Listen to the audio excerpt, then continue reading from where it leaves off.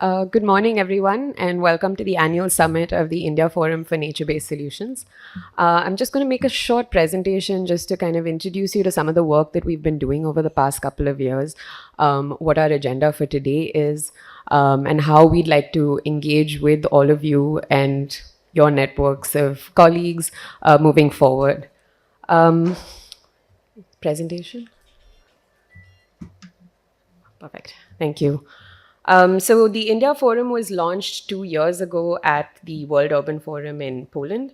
And essentially what we wanted to do as a collective was bring together research, practice, and finance organizations looking to scale up the adoption of NBS for climate resilient cities and communities in India. And our focus area was essentially on nature-based solutions, specifically in the urban Indian context, understanding that the nature of NBS implementation in cities is vastly different from NBS in the rural context. We have challenges particularly around urban land availability.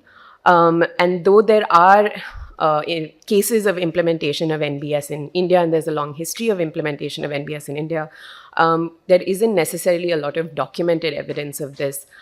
We do have limited awareness and capacities, especially around these NBS models and methodologies in the Indian context. So with that in mind, the forum was set up with the vision of climate-proofing 100 million residents and infrastructure worth 100 billion by 2030 in Indian cities. And so our key objectives as a group is, one, creating a language around urban nature-based solutions that clearly compels impact and action. Second, looking at leveraging capacities and resources across different stakeholder groups around how we can actually drive increased investment and strengthen delivery mechanisms for NBS. And finally, how can we try and mainstream NBS through national and subnational policy for urban plans and projects? So this is currently our sort of steering committee of the forum. We have 8 organizations and we're growing every day. And this is currently how you can engage with the forum moving forward.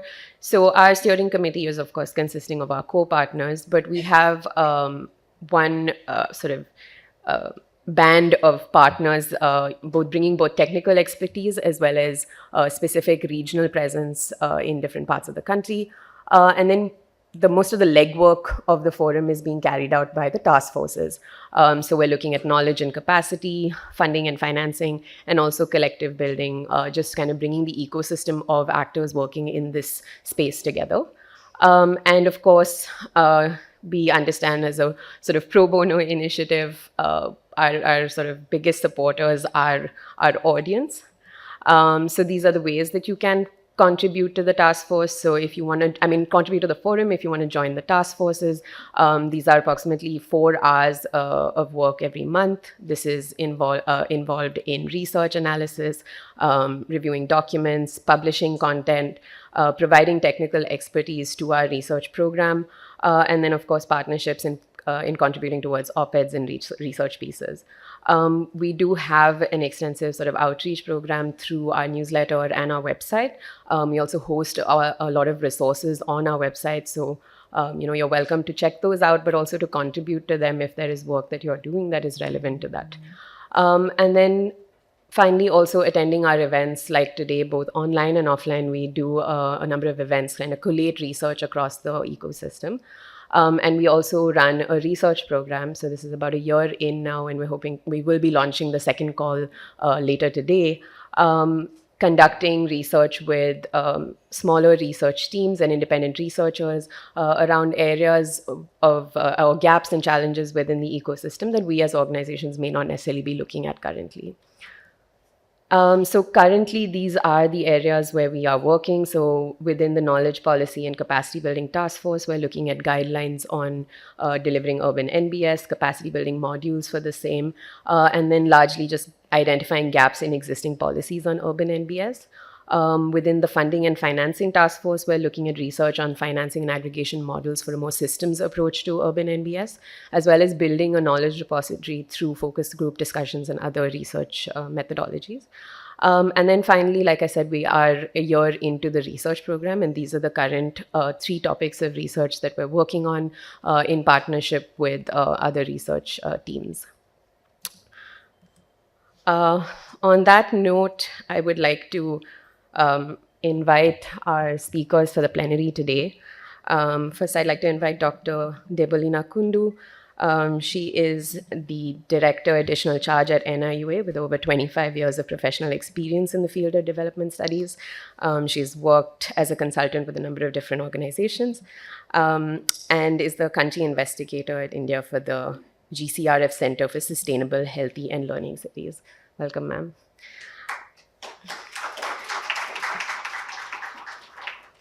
We have Shri Rahul Kapoor, who is the Joint Secretary and Mission Director for the National Rural Livelihoods Mission and the PM Swanidhi Mission for Street Vendors. He was formerly the Director of the Smart Cities Mission and has held several roles in key government departments and ministries throughout his career.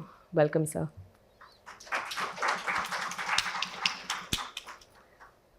Next, we have Ms. Claudia Lopez, who is a former Senator of the Republic of Colombia, was the vice presidential candidate in the 2018 presidential election for the Green Alliance Party, as well as the former mayor of Bogota. She has her sort of development approach combines environmental sustainability with social equity, reflecting her broader vision for Bogota. This plan emphasizes equal opportunities, climate adaptation, civic culture, multimodal mobility, and transparent governance. Welcome. And finally, I'd like to invite Shri Rajiv Ranjan Mishra, who's a former Director General of the NMCG, spearheaded the Namami Gange program since 2018 to 2021, has made pioneering effort for developing a framework for planning for river cities and developing the River City Alliance. He continues to be a water champion and sustainability warrior and advises both the National Institute of Urban Affairs as well as the India Forum for Nature-Based Solutions. Thank you, sir. I'd now like to invite Dr. Kundu to give the welcome address. Thank you so much. A very good morning to all of you. It's my great pleasure to welcome Shri Rahul Kapoorji, Joint Secretary, Ministry of Housing and Urban Affairs, Government of India, Ms. Claudia Lopez, former Mayor of Bogota, Mr. Rajiv Ranjan Mishra, Senior Advisor, National Institute of Urban Affairs, and all other experts who have assembled today to attend this landmark event dedicated to advancing nature-based solutions in India's urban development initiatives.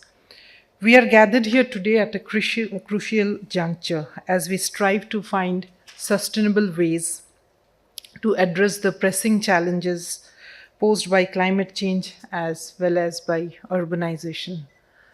I think urbanization as a phenomenon is inevitable. By whatever processes, cities are expanding and new cities and towns are also coming up. And nature-based solution represents a paradigm shift in how we approach the environmental conservation and urban development issues. By leveraging the power of nature, we can create resilient urban landscapes, enhance biodiversity, and improve the quality of life of our communities. India's rich and diverse nature and natural heritage offers immense potential for implementing these solutions effectively. In recent years, we have made commendable strides in integrating nature-based solutions in the urban development initiatives. The Amrut 2.0 features a holistic approach towards urban aquifers using the strategy of sponge basins to turn cities into sponge cities. Currently, there are 2,300 water bodies which are being where the Amrut 2.0 is taking holistic initiatives to revive those.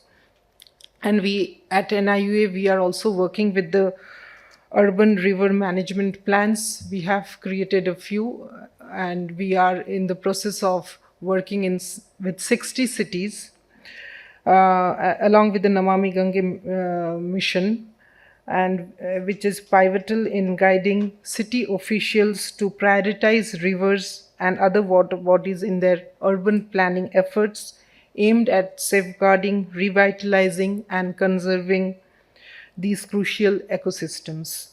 There are numerous successful NBS interventions adopted across many cities where NIUA has been instrumental.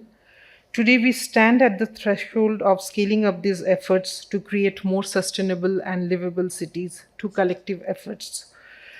This event is particularly timely given the ongoing climate risk, as we all are aware, which includes flooding, heat waves, and water shortages that most of our cities are currently facing.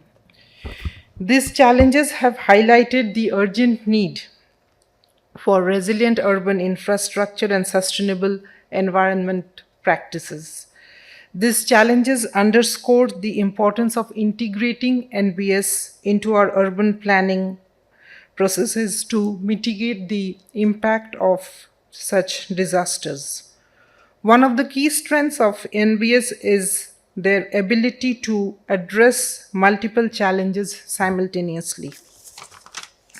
The journey towards mainstreaming NBS in India is not without challenges. I think we need to strengthen our policy frameworks, enhance coordination among various stakeholders, and build capacities and knowledge at all levels.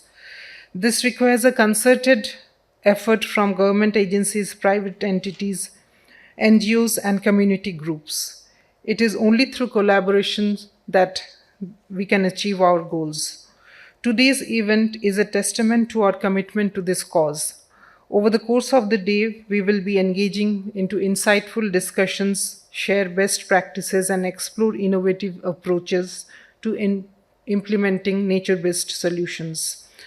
I would like to extend my heartfelt thanks to all the organizers, speakers, and participants for their dedication and hard work in making this event possible. Your contributions are invaluable in shaping a sustainable future for our cities and our planet as a whole. In conclusion, I would like to stress that let us embrace the principles of nature-based solutions with determination and optimism. By harnessing the power of nature, we can create resilient, vibrant, and sustainable urban environment for the generations to come. Together, let us pave the way for a greener and more resilient India. Thank you, and I wish all of you a very productive and inspiring day today. Thank you so much.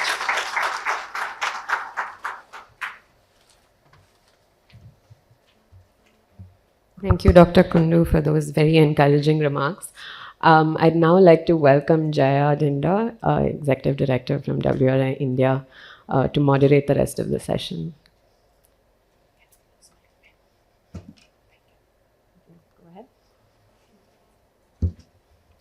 All right, I'd like to welcome Shri Rahul Kapoor to the dais. Sorry.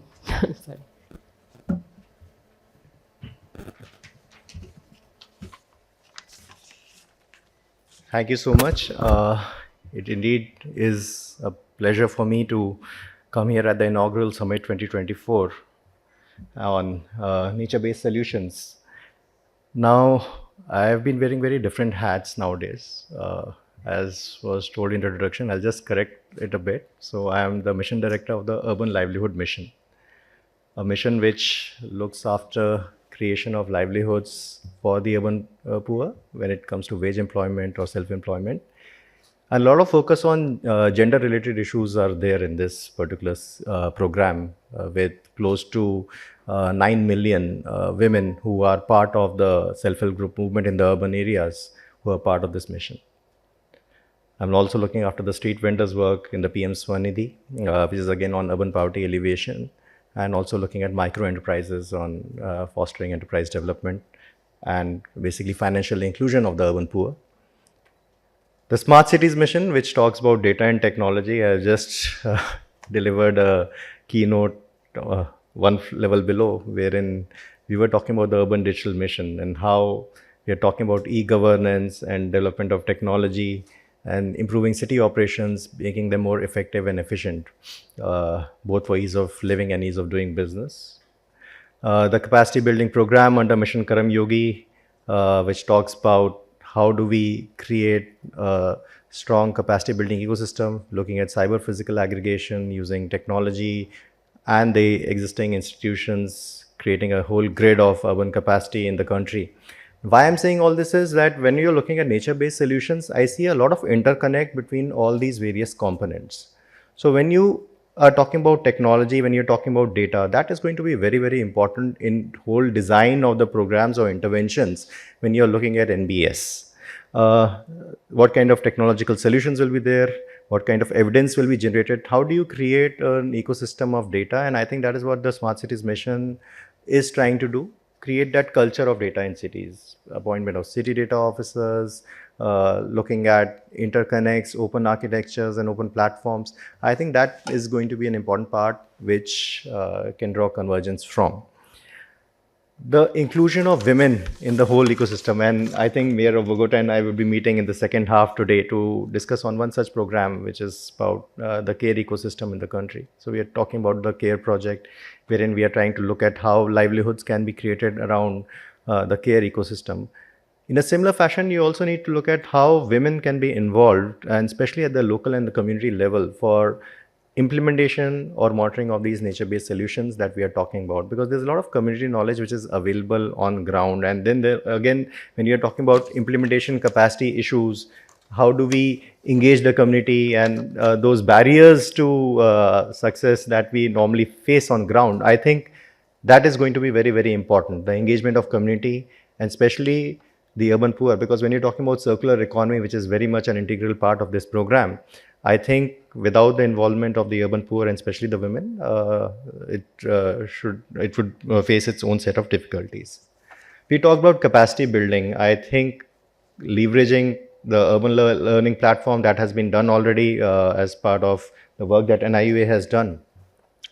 So scaling that up, when you're talking about capacity of the urban local bodies and their functionaries, and also the industry, because when you're talking about the vendor ecosystem, that also will have to be basically attuned to the new way of working. When you're looking at sustainable solutions, when you're looking at green solutions, getting them on board and creating capacity modules for that ecosystem is also going to be, those stakeholders are also going to be very, very important. So how do you leverage existing platforms to actually deliver capacity, deliver knowledge is going to be integral.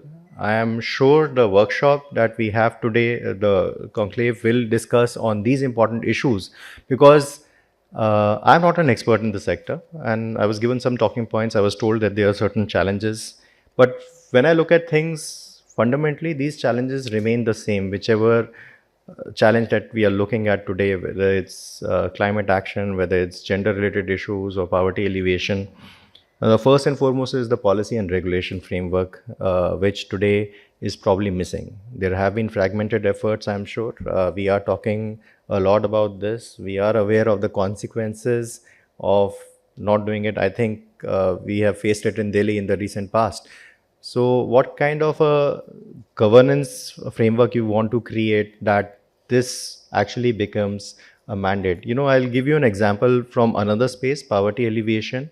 The scheme that I'm working on, the PM Swanidhi, which is on street vendors, which is very, very successful. And after that, we talked about PM Vishwakarma, which was talking about artisans and other stakeholders.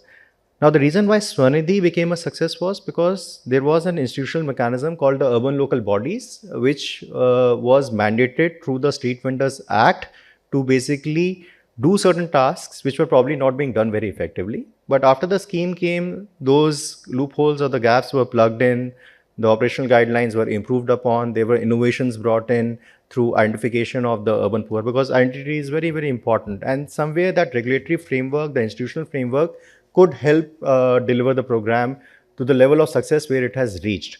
In some other sectors or spaces, you will probably find this kind of a challenge. Like, let us say when you're talking about domestic workers, I'm giving an analogy which is slightly different from here, but there again, what kind of regulatory framework do you have? What kind of legal or legislative framework do you have? I think when you're looking at NBS, then again, you'll have to see that what is the current existing framework that will help mandate the implementation of the strategies that you're talking about, the water plans or the climate action plans or the sustainability plans that you are going to develop. The fragmented efforts that are happening today, how do you ensure that those fragmented efforts get recognized, get converted into peer-to-peer learning, so that you can basically replicate them into other areas? I mean, that was the whole philosophy of the Smart Cities mission: create lighthouses and create replicable projects. And I think some of the good work has to be documented, it has to be conveyed, and maybe workshops like these, summits like these will be very, very helpful in basically spreading the message on what works and what does not work. Financing is again a very, very important part of this. How do you look at the funding gap which is existing today when you're looking at NBS, and the role of private sector? Can we look at blended financing to mitigate those gaps or address those gaps? So having clear roadmaps on doing this becomes important. From the national government level, I think that commitment would be required from our end, wherein not only do we talk about NBS, but we also walk the talk by basically designing the whole framework on how NBS can be implemented in states and cities, guiding the states and cities, trying to consolidate and collate all the good work that has already happened, the best practices that has been done here, and then implementing and monitoring. So the MEL framework again becomes very, very important, because what works, what doesn't work, how they are measured, the KPIs that will define the performance of your solutions are going to be very, very important. I am sure the end of the day, we will probably have something worth that can be used by the government to further drive this kind of a program. And I wish all the participants all the best to a very happy and fruitful discussion. Thank you so much.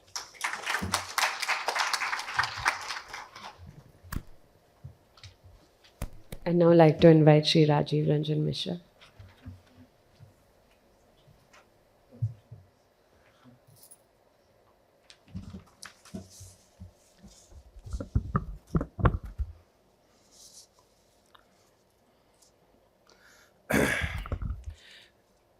Good morning, everyone. On behalf of the forum, I also welcome Ms. Lopez, former mayor and former mayor of Bogota, and also former senator of Colombia, Dr. Kundu, director of NIUA, my colleague from Ministry of Housing and Urban Affairs, Mr. Rahul Kapoor, Jaya, Aarti, and all of you. I think it's very heartening to see a gathering of this size and experts of this type. And also, if you would have seen some of the knowledge products which are displayed outside, that so much is happening on the topic of nature-based solution. I think that's something very heartening. As you have seen, the forum also came up recently and has already taken up several activities, and several things which has to be done has been also displayed, that there are different areas of collaboration. Today it's very important to deliberate, and this inaugural summit is especially very important because from now how we really scale it up. And today, this plenary's topic focuses upon policy and regulatory support. I think some of these things have been already highlighted by Professor Kundu, and also Rahul very clearly said about look at some of the missions, some of the guidelines. Now the thing is, we are all aware, and we need not repeat, that the challenges of urbanization. And it was very clearly mentioned by Aarti also, there are some special challenges in the urban areas. There are difference between urban and rural area, and urban areas you have some special challenges if you want to implement any program. If you want to implement urban housing, the challenges are different from rural housing. I think one challenge which is common for NBS and housing is land. So I think that there are certain things which we have to look at. We are very, globally, more than 50% people live in cities. India is also urbanizing very fast. India and Asia and some of the global south has its own challenge of urbanization. Capacity of the cities is not able to meet with the kind of growth in the urban population, and ultimately what happens, it all affects the natural resources in the urban area, and not just the municipal limit, I mean the peri-urban area and nearby area, because if a large city comes, it affects, I mean, it gets water from far off places, so it has a relationship with the rivers, it has a relationship with some of the large lakes, so I think the whole thing becomes very different.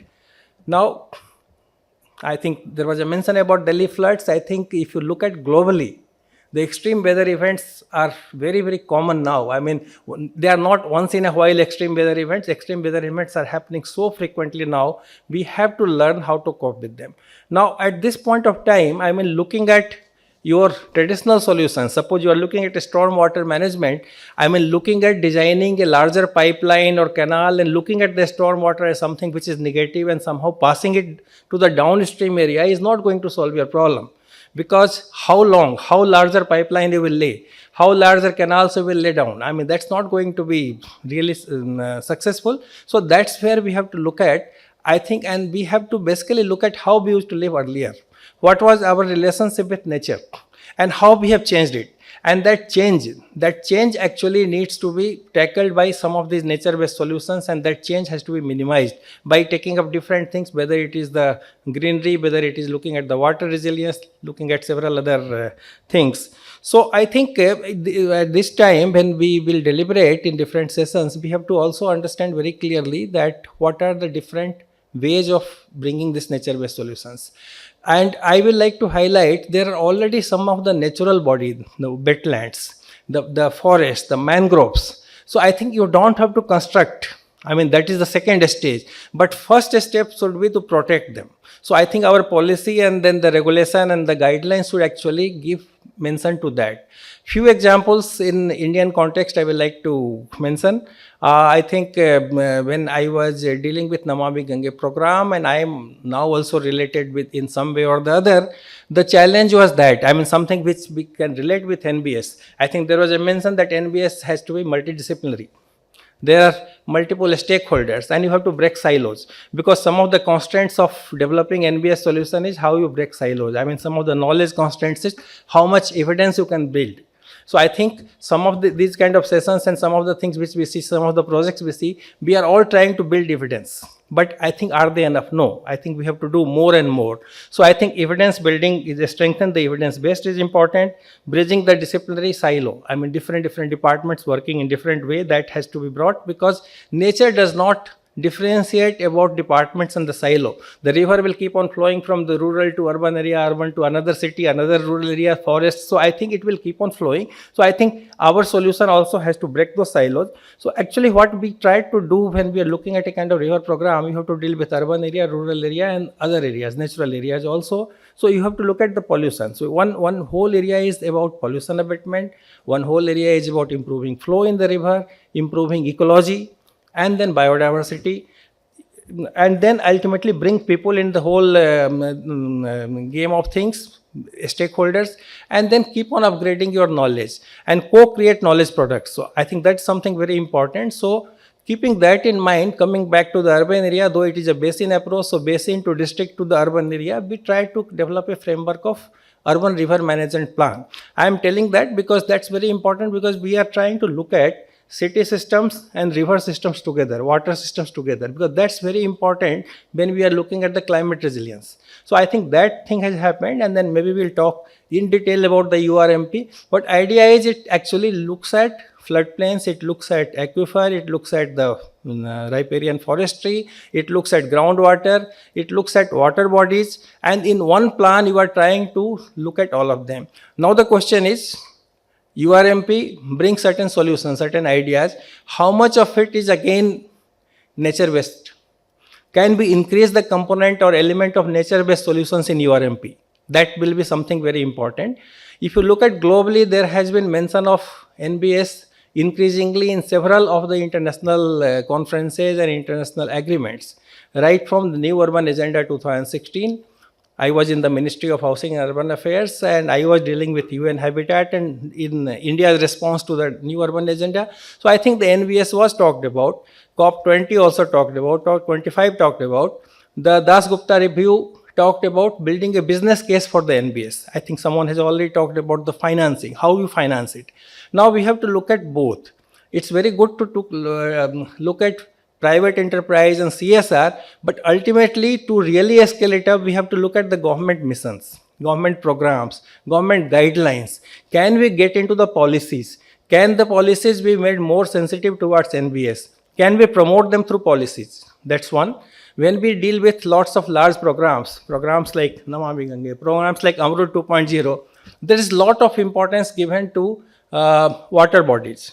Lot of importance given to the shallow aquifer management in Amrut 2.0. So all these things, when we look at the solutions, of course there will be blue-green infrastructure we talk about, there will be gray infrastructure. I don't think we can also go straight away into everything through NBS. So it has to be hybrid. So the policies, what we can do through the policy and the program guidelines, that we can actually start talking about NBS in a more specific manner. Very clearly flagging that yes, we must promote NBS, we must spend so much of money on these kind of solutions. So I think that will drive. That's one. Second thing is to again scale it up, we will need standards. That's why I talked about the evidence. You have to gather more evidence. Because when you go for a traditional way of construction, the engineers are very clear SSR, standard schedule of rates. They know how to estimate. Now, by very nature of NBS, estimates will be very difficult to standardize. It's a matter of design. So you have to look at a particular area and then look at that area and look at the kind of solution you are bringing. And someone very rightly talked about some of the solutions will address several challenges. So how you actually build up these standards? Because if these standards are there, then the engineers, the municipal officers or the urban planners will know how exactly to use it and scale it up. So I think to build up that standard, the SSR has not been built up in one day. I think it took decades to build the SSR, to come for the standard data and all that. So similarly, that's why the evidence building is very important. The pilots, the projects which we are doing, the research which we are doing will lay foundation for actually developing standards. But commitment from government has to be there, government missions have to be there to start studying and look it with some respect. Government of India also has started talking quite a lot about our traditional wisdom, at least in the water management. I was chairman of a committee which looked at, constituted by Ministry of Jal Shakti, looking at water heritage structures. And we have actually enumerated, there is so much to learn. Actually, our people were living with nature and they were using all the time nature-based solutions. But our relationship with nature has changed, the globe has changed, the world has changed, and climate change is also affecting our natural water cycle. So we have to learn, we have to use modern technology, but we also have to compile some of the traditional wisdom. That will be a great set of evidence building for nature-based solutions which we do.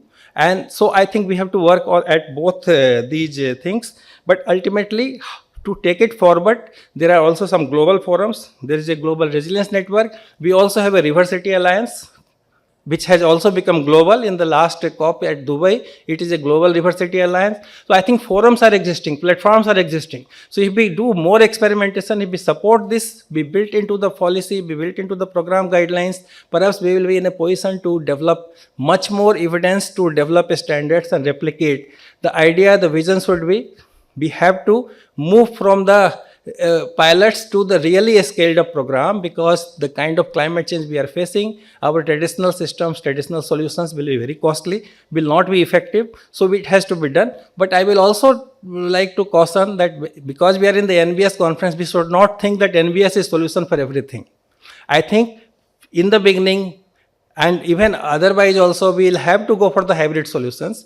Some places it can be pure NBS, some places it will be hybrid. So blue, green and gray infrastructure, how exactly you work together, learn from nature where you do, and then try to go as close to nature as much possible. So I think we need collaboration for that. And then this forum is the best example of that collaboration with 8 organizations, 8 good think tanks coming together, trying to do their might, trying to contribute to develop and strengthen this forum. This will need a lot of global support. So I am really very happy that we will also get a chance to hear from Madam Lopez. So I think there is a lot to learn from each other. Lots of experiments have happened globally. India can pick up, try to adapt and then see how they are applicable to our area. And as I said, it is a little difficult because it's not a very standard kind of solution. You have to develop standards, you have to design, learn, and then keep on developing. And then I wish all of you good luck. I am very happy to be part of this whole deliberation and contribute in whatever manner. And I'm quite sure this forum will really help India to scale up NBS in future. Thank you.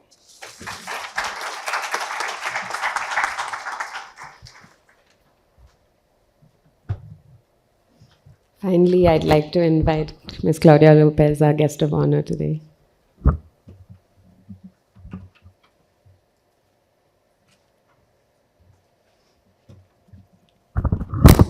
Well, good morning. It's a great pleasure to be here. It's my first time in India. It's a great honor to be working with all of you, with the WRI team, with the different institutions of government in India, about nature-based solutions and other challenges of our time. I'm really sort of gladly amazed of the opportunities that you have here in India that I hope you are aware of. Of course, the size of opportunities are usually correlated with the size of challenges and problems. But let me try to bring you some sort of data to comparison of why I think Latin America and India can learn so much from each other. As you mentioned at the beginning, urbanization is unstoppable. That's part of the way we live, and that's part of, I would say, more of the solution than of the challenges of climate change. So we lived in a time in which we need to take care of the debts that we have with the past, with our communities. Particularly, we as democratic governments are facing challenges because many of the new generations feel that we still debt to them many of the social and economic opportunities to move ahead in life that we promise with democracy. People not only want to have voice, vote, accountability, representation, that's okay. And when we look around the world and we see dictatorships, we appreciate very much what it means to have a democracy in that way. But we also hope that democracy can bring us opportunity to make a decent living, to have a decent life for present and for future generations. And I think in that social and economic terms, democracy throughout the world is indebted to the present and particularly to the future generations. And designing and fixing some of the challenges that urbanization brings to our cities, but also building new cities, is a great opportunity for us. It's a great opportunity not in the 100 years to come. It's a great opportunity in the 20 years to come, because that's the tipping point in time. So 20 years is something we're all going to live, hopefully. So it's not something we're planning to do. It's something we're going to plan, execute, and live through. And that's a great opportunity. So when we call about Latin America, for example, we're calling about a region in which 80–90% of the population is already urbanized. We already did the cities. Whatever we're trying to do now is more about fixing than about building. That's not the case of India. In the case of India, roughly half and half is still to be done. Half of the urbanization was already done. Half of the urbanization is about to come. And it's about to come very soon. I mean, we're going to do in the next 20 years the level of urbanization that it took 100 years before. So this is the tipping point in which we can learn from each other. So when we say this nature-based solutions idea is basically saying something that is has to be humble. We have to be humble. It's basically be obedience to nature, period. It's not that much. Be always aware that the climate change challenge that we are living through is not something, that the tigers or the lions or the elephants cause. It's we, the humans, the ones who cause climate change. It's the way we inhabit our cities, the way we manage water, the way we relate with nature, the way we produce, the way we move using fossil fuels, individual-based transportation. That's what causes climate change. And when I said cause climate change, let's always be clear that there are 4 countries in the world that really cause this trouble. The United States in the first place, the Europeans in second place, and countries such as China in the fourth place. But India is in the position to be much more part of the solution than to be part of the problem.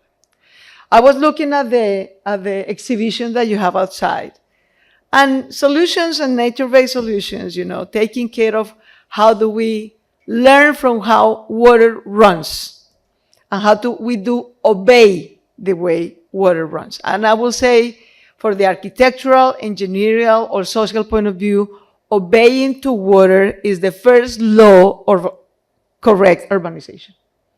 And that's the first nature-based solution. Just look at how water came in, running, can be reutilized, and simply obey that. And try to follow rather than to obstruct the way water runs through our city. I will say that's the obvious first law of urbanization, of proper urbanization. The second thing is waterlands, or green areas. They are the natural coolers. They are the natural coolers of our cities and of our planet. Wetlands are the places in which, or rivers and the surroundings of rivers, of all the water bodies, they are the ones who save water, right? And to provide us that water to keep the balance when the dry season came in. Or when the rainy season came in, and you really guys know what a rainy season means, right? They are the bodies that are actually able to collect properly as much water as we need to. I will say that water collection, reutilization, and recycling is the second law of good urban planning. You can do that at small community-based scale, as we can see in the exhibition of the initiatives that you have in the corridor, or we can do that at a large-scale city. And precisely, water and sewage infrastructure is the most important thing. If we don't have money enough, we all want to do everything at the same time, with water collection and aqueduct and sewage system and housing. But if we have to choose the first thing to do, just to plan the land and to provide sewage and water collection, that's the first infrastructure we can do. All the rest can come last, but it means organizing land, plots of land, future housing according to water, and that will be, good enough. The third thing I think is an important thing also to be humble about. The third sort of law of good urbanization is to provide space for nature. Trees and bees and all the pollinators that keep biodiversity in our cities, they don't need BRTs, they don't need metros, they don't need such a large, heavy infrastructure. All they need is a good greening and planting of biodiversity in our city.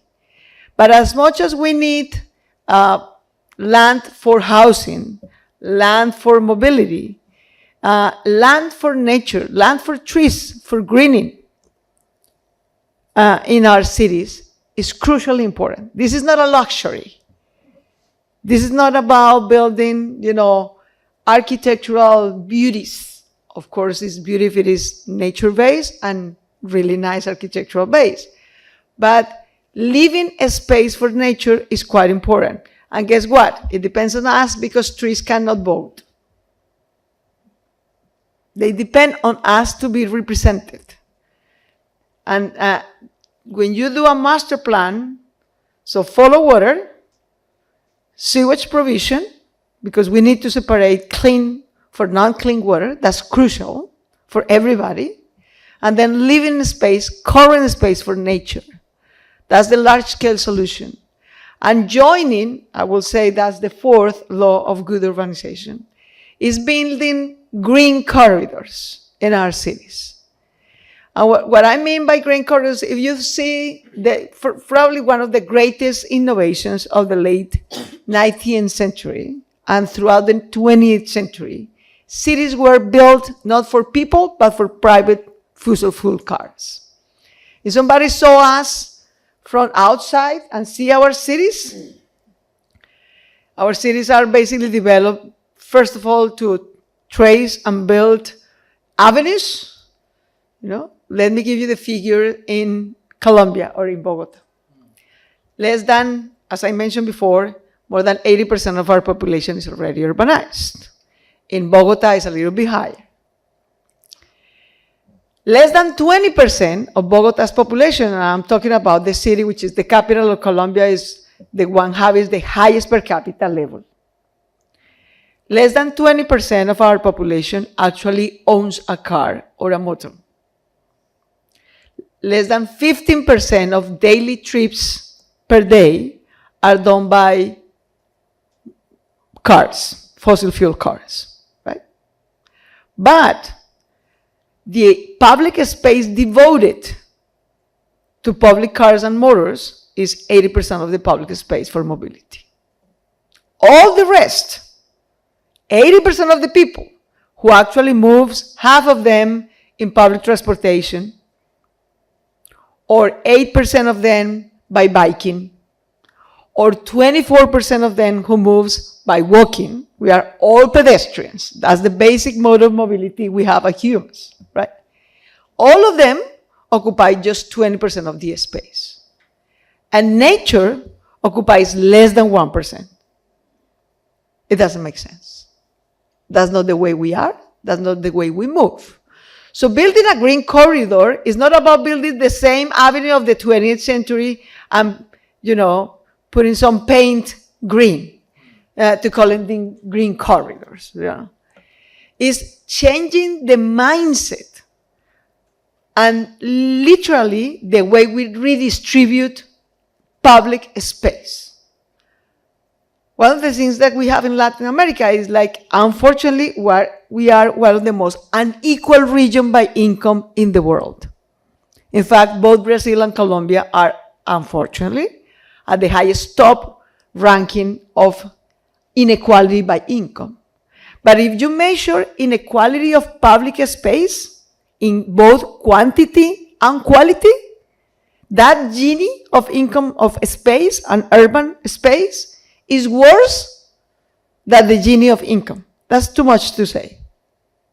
And that's a huge challenge, not only for nature, not only for urbanization, but I will say for democracy. There is no way to have both individual income inequality at the same time that public goods and public space inequality, and to hope that somehow people is going to defend a system that is not able to provide equality and equity, neither in the public space nor in the private prosperity. So building green corridors, I will say, is the largest nature-based solutions we could do for urban development, which is redistributing space, first for water, then for nature, then for pedestrians, right?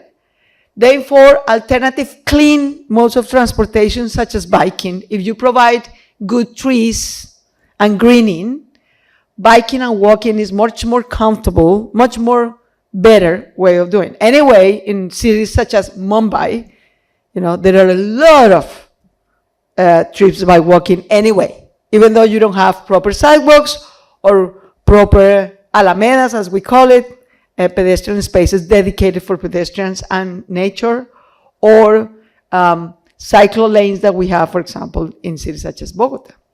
Then public transportation, and here, big applause for India. The targets that you have defined for electric mobility, is something we around the world admire. Because you have now the opportunity not only to build a new policy, and I will finish with this recommendation. So after building the green corridors, building housing and proximity.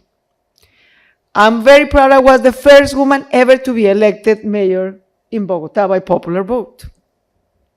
We women, we are 52% of the population of Bogota. More than 1 million women in Bogota, meaning roughly 20% of our total population, is devoted to unpaid care work. meaning they are sacrificing their lives, their opportunities, their education, their income autonomy to take care of their children, of their elders, of members of their families with disabilities. If we want to have a proper development, urban, social, and economic development, we need to relieve caregivers, particularly women. Women account for 90% of unpaid care work. To relieve them from that overburden. And to relieve them is a cultural change. We need to teach every member of the family to take care of the members of their own family, to take care of their own house, chores, or community works. But we also need to provide multi-purpose care services where we can actually provide child care, elder care, people with disability cares, either for hours, for part-time, for full-time, so that we can free time for the caregivers, particularly for women, to take advantage. And of course, in this multi-purpose space, we can offer the women the service, or the caregivers in general, also men, the social and economic opportunities they have sacrificed. And this multi-purpose social infrastructure, we call it in Bogota care blocks. That's the one thing that you want to have to proximity. How long do you want to take, how much time do you want to take to bring your kid to school? You have to walk? You want to do that in less than 15 minutes, hopefully, right? How much time will you like ideally to spend to go from home to work or from home to study? The closest and the shortest, the better. So the fifth law of good urbanization for a nature-based solution is to understand the different scales. You want leisure, housing, employment, care, and education to be around less than 30 minutes. We in Bogota, because we're still just building a multimodal transportation system, we are on average a 90-minute city. That's what it takes from somebody to go from home to work, from home to study. That's too much. That's not nature-based. That's unsustainable in terms of transportation.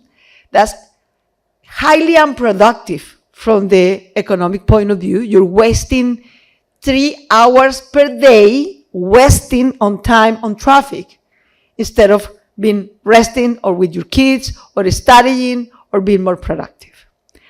So I just want to mention these 5 factors because I think the 5 factors we need to introduce in any national policy guidelines, in any master plan, in any comprehensive place. And let me tell you, this is not a technical challenge. When you take the same space that you have now for public space and redistribute that and say, okay, we're going to devote not less than 1, but at least 5% of the public space to nature, where if 20% of our people walk, then we're going to devote 20% for pedestrian space. As much as the cars have dedicated lanes, then public transportation or probably bikes need to have proper dedicated lanes. When you just redistribute that space, the same space you have, it's not a technical challenge. That's relatively easy to do. You can contract out architects and engineers and nature-based designers who will help you out there. This is really a decision of how do we want to live. And the last point I want to make and to invite you is in the case of India, you have the proper size and the tipping point to make this decarbonization, the new urbanization, and the new and the most exemplifying industries of India. Because you can do it not just to fix what you already built, but to build properly the cities you're still to make. So at the community scale level, all the initiatives you see in the corridor are kids are with us. Communities are with us. If you provide them little money and more than money, guidance and support, they will plant trees. They will plant food. They will take care of waterlands and water bodies because they are the ones who actually enjoy the most and need them the most or suffer the consequences when those water bodies are not well taken care of. So people will do that. Kids, you don't need to teach kids. Kids are going to be the teachers for the rest of society about these issues. So that's a great advantage, the same as community-based organizations, particularly led by women. So at the community-based level, this is done. But we can upgrade it and take it at the very high master urban level. And I think that's our challenge and opportunity. I want to recognize the great effort and vision that India is taking, and I want to invite you to incorporate this as a strategy at the national level.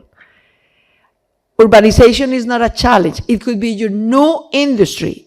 India can be the greatest example of how to build new urban space that is already decarbonized, greener, more inclusive, particularly for youth, kids, and women, and more sustainable. So thanks a lot for having me this opportunity to learn and share with you.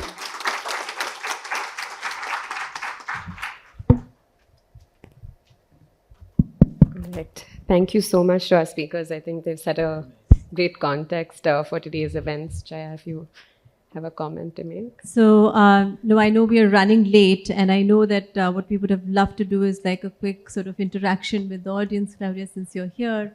But I also know we have to move on with the next sessions. But I will say this, that, we are sitting here at a moment where today Pune is, flooding one of the cities in India. A couple of days ago, Wayanad had a very horrible sort of, terrible plight that they went through with landslides. And this just keeps repeating, not just in India, but across the globe. Europe had these heat waves, and then, again in Brazil, the flooding in Kenya, so everywhere around the globe. And it's all human-made, like you said. And now the point is that, how do we get around it? Because, in India itself, half of our infrastructure which gets destroyed because of these events is not insured. So there's an economic impact to all of this at the infrastructure level, at the human cost level. Jobs are lost, health is lost, all of that. And these are all challenges. So the India Forum for the Nature-Based Solutions basically has, really come together to say that, this offers a pathway for us to build better because, like you said, a large part of India's urbanization is yet to happen. And this is what the partners here are trying to do.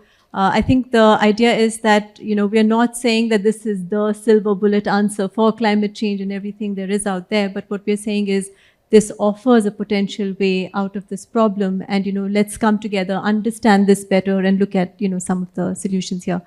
And just one question I have for you, I don't want to let you go without asking this, and I'm sure, audience here might resonate with that, is, how do you make the political case for something like this? Because, we understand it intellectually, and there's a lot of sort of evidence also that's coming up, but sometimes it's hard to, we are locked ourselves into a certain economic growth patterns, and, how do you get out of that, and how do you make a political case that this is going to work? Well, I'm a testimony that it works. I mean, it has to be, I will recommend three things.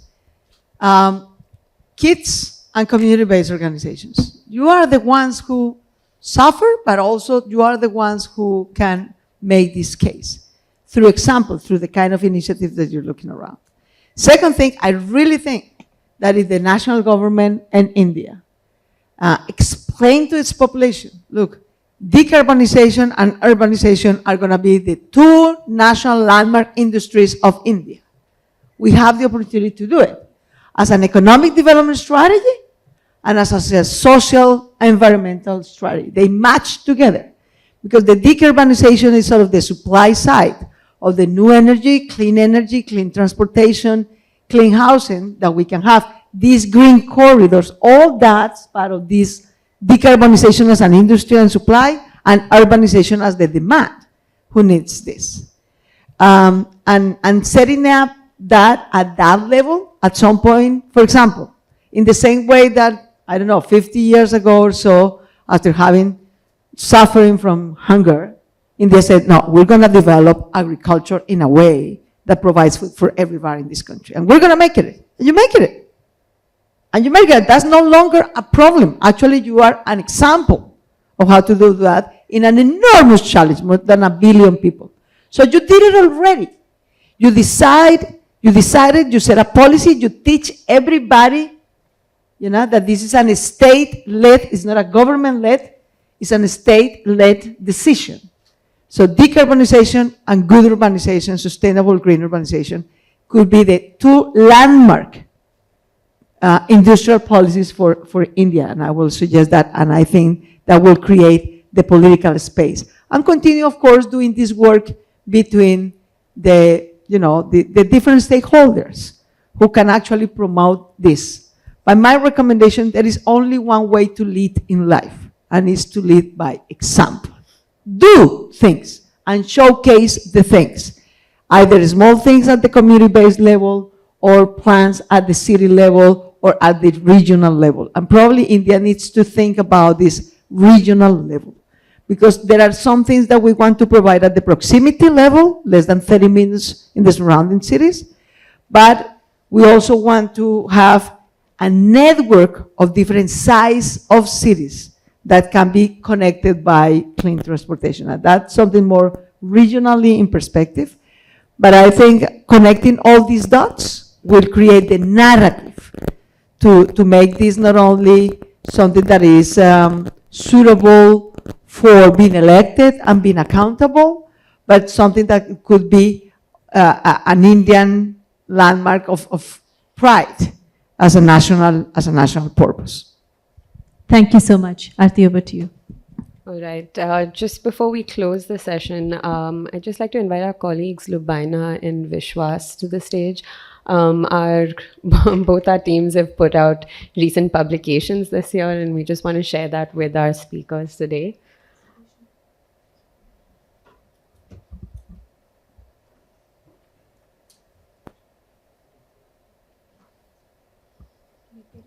Yeah, quick photograph.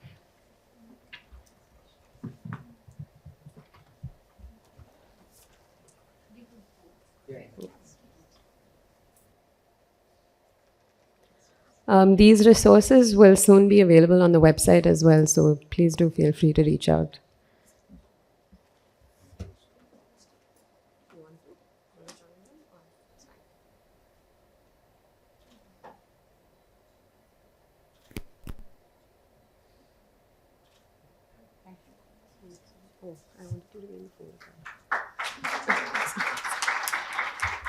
All right. Thank you so much, everyone.